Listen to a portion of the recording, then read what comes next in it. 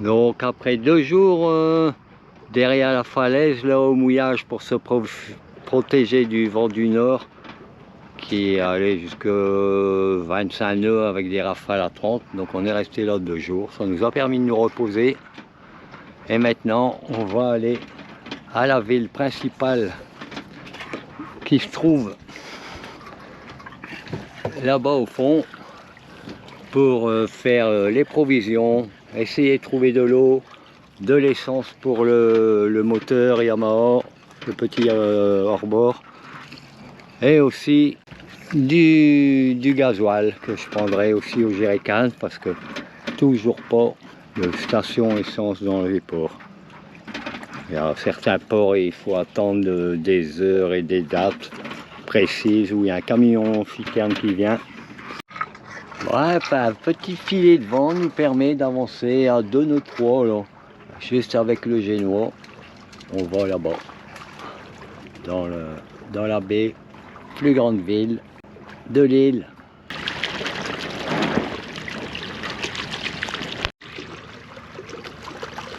Très très agréable comme balade, suivi par Aquaparks.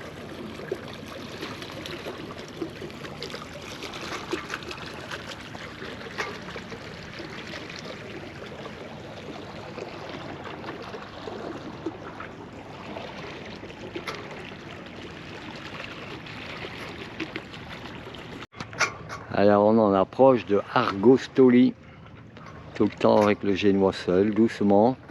Alors Argostoli, ville de croisiéristes. Et là je vois déjà 2 paquebots. Ça veut dire qu'il pourrait vite avoir entre 5 et 10 000 personnes dans la ville, qui n'est pas très grande en fait. Et la deuxième particularité, c'est qu'il y a une communauté de tortues de mer qui vivent dans l'endroit. On espère les voir, on en a aperçu une tout à l'heure déjà dans la baie. Bon, le premier paquebot n'est pas énorme.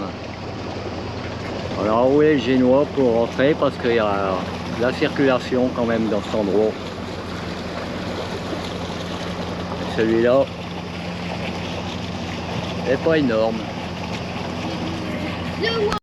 Celui-là est un peu plus volumineux mais pas énorme. Quant à Nolan, il étudie.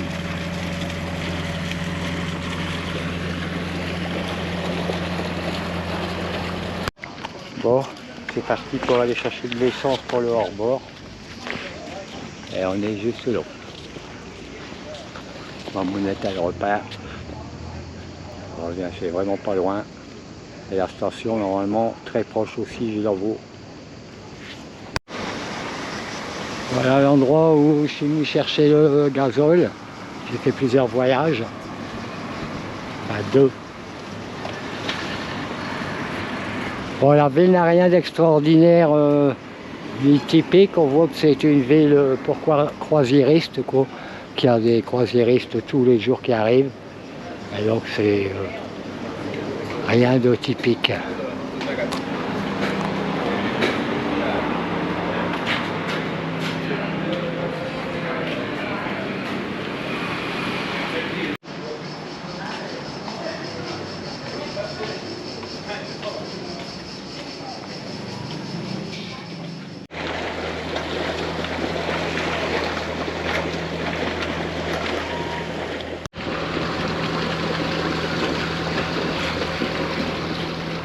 Nous sommes jeudi 17 juillet. Ça fait donc 18 jours que nous sommes partis. Nous sommes toujours sur l'île de Kefalonia. Et je vais vous expliquer un peu notre périple d'hier. Parce que j'ai filmé, mais en fait, j'ai pas commenté beaucoup. Le but de la journée d'hier était d'aller en ville. Je suis obligé de regarder le nom, c'est les noms que j'oublie. Hein. La ville d'Argostoli, qui est la plus grande île de la ville. Parce qu'on devait faire des achats de toutes sortes. Depuis notre départ, nous n'avions pas encore fait d'approvisionnement en nourriture. Le seul approvisionnement qu'on avait fait, c'est que j'avais été chercher 30 litres de gasoil en Italie avant de commencer la traversée. Donc il fallait absolument qu'on refait un plein de courses. Donc nous sommes restés la veille et l'avant-veille derrière la falaise au mouillage pour nous protéger du vent du nord. Donc nous avons décidé de descendre pour aller sur la ville d'Argostoli. On est descendu uniquement au Génois, tranquillement. Parce qu'après avoir été 2 nuits sans naviguer au mouillage, j'ai envie de naviguer tranquille. On enroulait Génois à l'entrée de la petite baie pour aller à la ville. Il y avait 2 paquebots, ça vous le verrez sur les vidéos, 2 paquebots de croisiéristes, donc ça s'annonçait déjà pas très bien, de savoir qu'il y avait au moins 10 000 personnes à terre et qui compliquerait les choses. On a trouvé une place au mouillage à peu près je dirais 200-300 mètres d'un quai qui pourrait nous permettre d'aller avec l'annexe faire tout ce qu'on devait faire. On a fait un premier voyage à la rame, à 3 avec Mamounette et Nolan, qui sont allés acheter de l'alimentation et surtout de l'eau qu'on avait pu, parce que évidemment il n'y a pas d'eau potable et on ne boit jamais l'eau des cuves de toute manière. Je suis retourné une première fois avec mes bidons transparents chercher de l'eau au robinet, 40 litres, avec un bidon de 30 litres et un bidon de 10 litres. Ce qui n'est pas la meilleure option, 2 bidons de 20 litres, ça aurait été plus pratique. Bon, peu importe, j'ai fait un premier voyage. Sachant encore tous les voyages que j'avais à faire, quand j'ai fait l'entretien de mon moteur suédois Volvo Pento, je devais en principe démonter de mon moteur japonais de l'annexe le carburateur parce que ça fait 2 ans que il fonctionne plus correctement, à savoir que il tient absolument plus le ralenti et il y a obligation de mettre pas mal de gaz pour le démarrer, ce qui empêche de le démarrer au point mort, parce que même quand il démarre au point mort, de venir enclencher la marche avant à ce nombre de tours minutes, ce serait vraiment pas très bon. Donc ce qu'on a fait ces 2 dernières années, c'est j'enclenche d'abord la marche avant, je mets du gaz parce que je suis obligé de le mettre, sinon ça ne démarre pas, plus un petit peu de starter, et boum, il démarre tout de suite, très rapidement, et puis c'est parti. Donc ça nous a servi 2 ans, mais c'est vraiment embêtant, non seulement pour les départs, mais également pour les arrivées. Soit on coupe trop tôt, ou soit on coupe malheureusement un petit peu trop tard, et l'arrivée est assez brutale.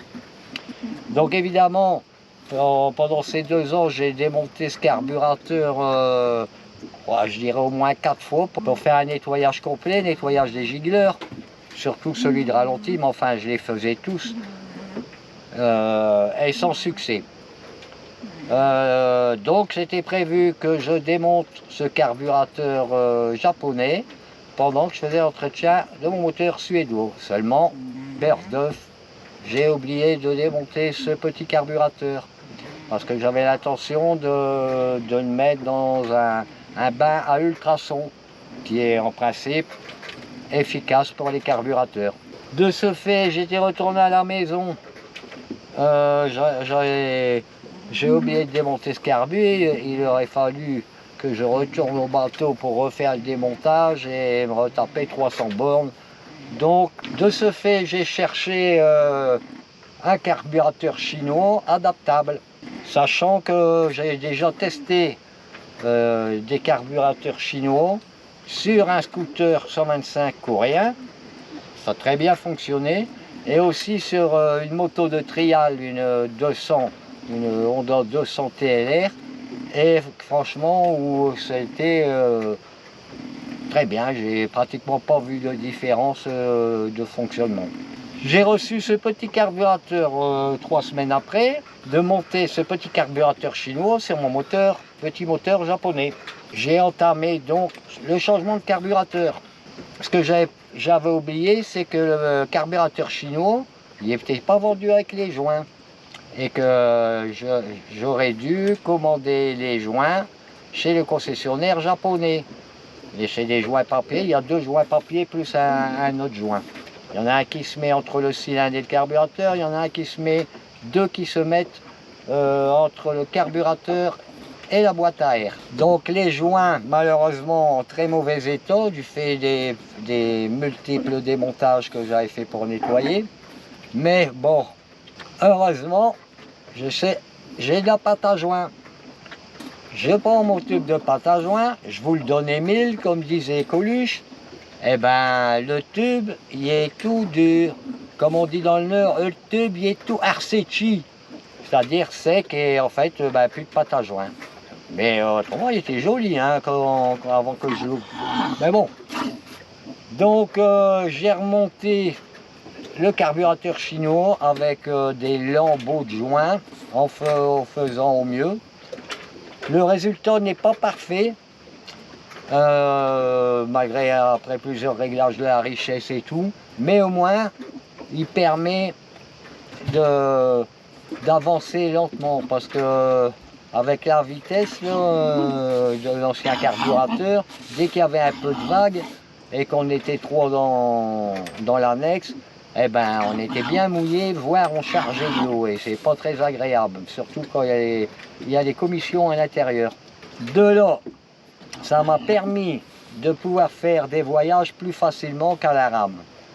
Je suis retourné, je ne sais pas, on va dire à la 3e fois, donc avec mes 2 bidons transparents pour aller chercher de l'eau, mais j'y ai ajouté les 2 bidons rouges pour aller chercher du gasoil. Donc là, on cherchait 40 litres d'eau et 30 litres de gasoil. Un voyage supplémentaire. Je suis retourné une 4e fois pour déposer ma mounette Enolan pour faire cette fois-ci un grand ravitaillement. Pendant ce temps, j'ai refait 2 voyages d'eau. Pour le remplissage d'eau, j'ai mon entonnoir magique. Et pour le remplissage de gasoil, alors je sais pas, mais j'ai vu beaucoup de personnes dans ma vie qui remplissaient soit des tondeuses, des tronçonneuses, des motos, des voitures, arriver avec des jerrycans avec bec verseur comme j'ai. Donc le jerrycan y est plein, la moindre inclinaison, le liquide s'en va. Alors, bah, vous connaissez peut-être sûrement, mais peut-être pas, parce que j'en ai vu tellement. Alors, moi, ma technique, c'est que donc, je laisse le bidon droit, je viens mettre un doigt ou mon pouce pour obstruer le tout, le bec verseur. Je l'approche en l'inclinant jusqu'à l'orifice, et j'enlève le doigt et pop, je le rentre. Bon, il y a quelques gouttes qui, de temps en temps, qui vont pas bien dans le réservoir, mais c'est bien mieux que les gens que j'ai vus partir en inclin. On a vu à plusieurs reprises des tortues de mer. D'ailleurs, c'était signalé sur Navi, comme quoi il y avait pas mal de tortues de mer à cet endroit-là. Et c'était vraiment super, hein, des tortues de mer, hein, je dirais de 80 cm, carapace 80 cm, une tête plus grosse que mon poing qui sort là. Alors souvent on la repère quand elle est sur sa tête. Hop, on regarde vite l'appareil photo, vite la caméra. Et tout ça, on la voit, hop, et elle repart dans les profondeurs. Donc on les a vues plusieurs fois, malheureusement je ne peux pas vous les montrer.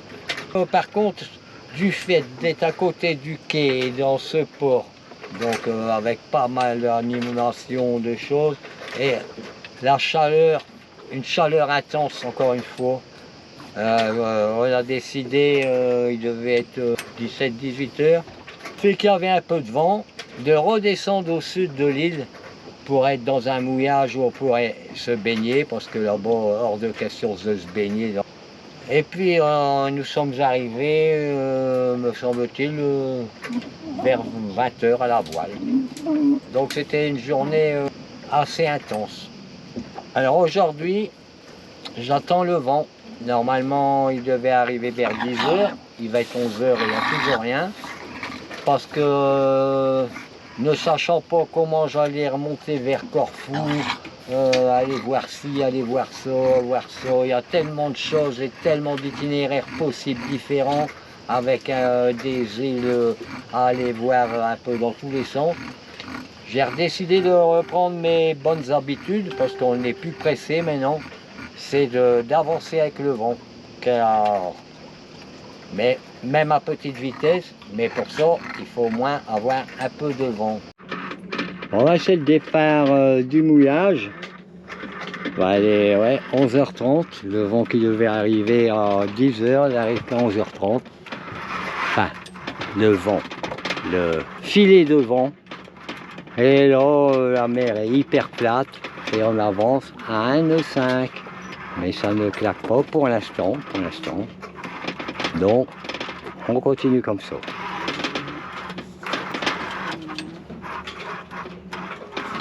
Et toujours brumeux.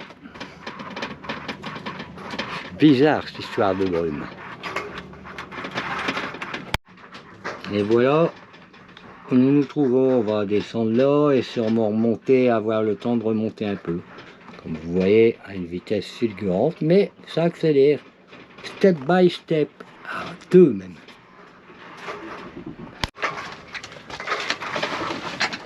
Autant je prends beaucoup de plaisir quand mon bateau fonctionne vite à la voile, autant je prends du plaisir quand on marche comme ça à 3 nœuds sur une mer plate, dans un silence et une tranquillité. J'adore. Poussé par le vent, le petit clapotis des vagues, enfin des micro-vagues.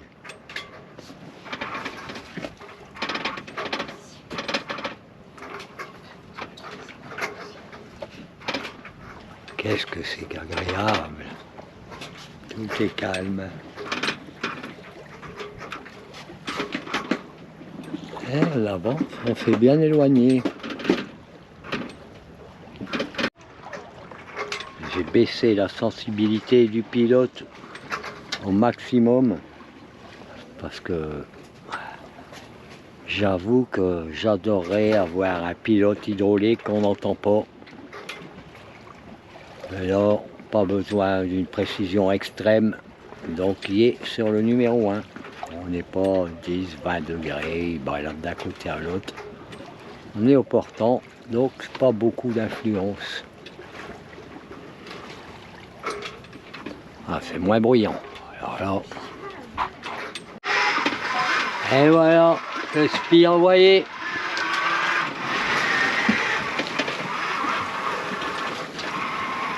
Il est parti. Et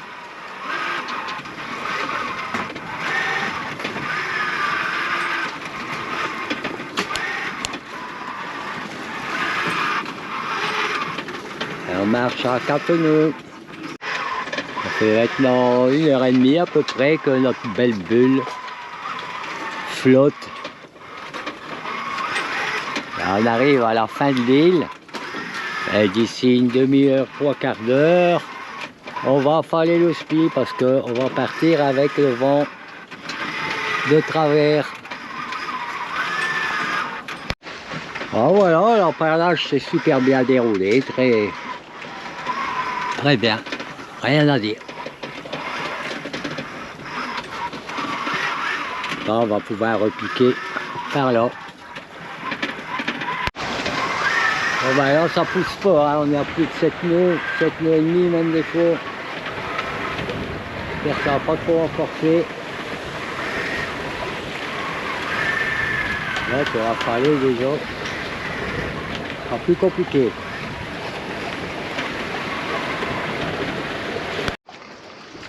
Bon, on est bien arrivé au mouillage, mais après la dernière vidéo avec le spi, là, quand on était à plus de 7 nœuds, ça a continué à monter très rapidement sur 5-10 minutes. c'est monté à plus de 20 nœuds. C'est monté même jusqu'à 25 nœuds, mais ça... donc, il fallait vite agir avec le spi. Et je suis parti tout de suite à l'avant pour l'affaler au plus vite. En lâchant la drisse de spi, le vent a pris en même temps dedans. Et la drisse de spi est partie à une vitesse de fou. Résultat des courses, j'ai les mains brûlées.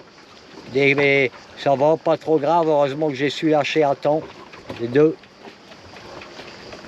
La drisse de spi eh ben, est partie complètement de la poulie du haut. Le spi il est tombé à l'eau. Avec ma mounette, on l'a remonté. Il est là maintenant en train de sécher d'ailleurs. Tout va bien. Mais en fait, ça a été tellement vite, normalement, je descends, je lâche la drisse de spi et ma mounette tire sur l'écoute d'un côté derrière la grand voile pour l'affaler. Mais là, dès que j'ai donné du mou, que j'ai enlevé du taquet la drisse, elle est partie comme une folle dans mes mains, mais vraiment, alors...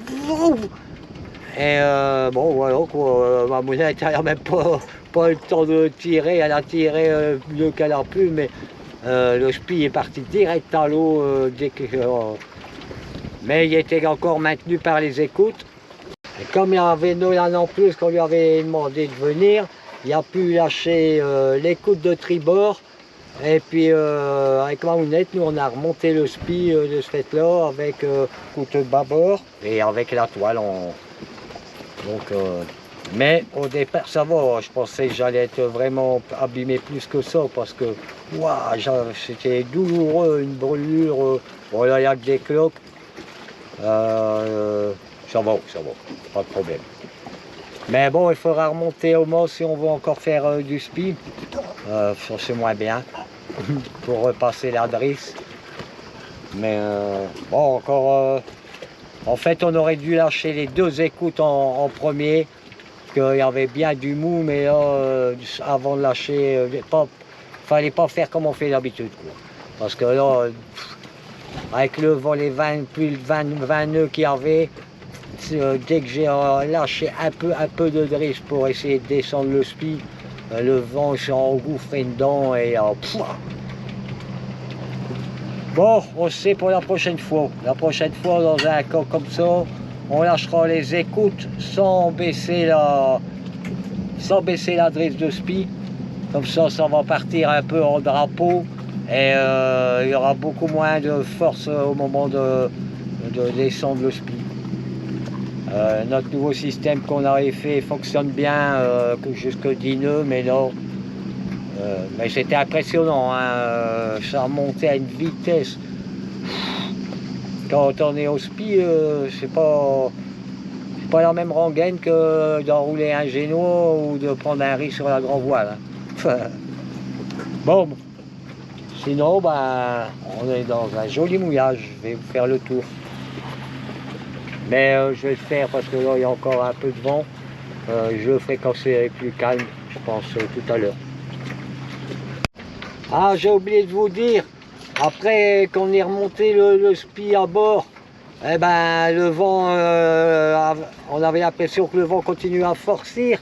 Il a fallu vite, comme on a été au portant avec l'AGV, il a fallu vite prendre un riz également dans l'AGV. Donc, allez, c'était reparti dans l'action toute. Mais bon, alors, tout s'est bien déroulé, on est là au mouillage. Et d'ailleurs, au mouillage, là, je vois, on est à Poros. Et il y a un car ferry qui vient de Grèce, sur cette île. J'avais bien vu qu'il y avait une zone interdite. Ah, c'est beau. Voilà, on a mouillé pas la nuit, c'est Poros. C'est joli comme tout.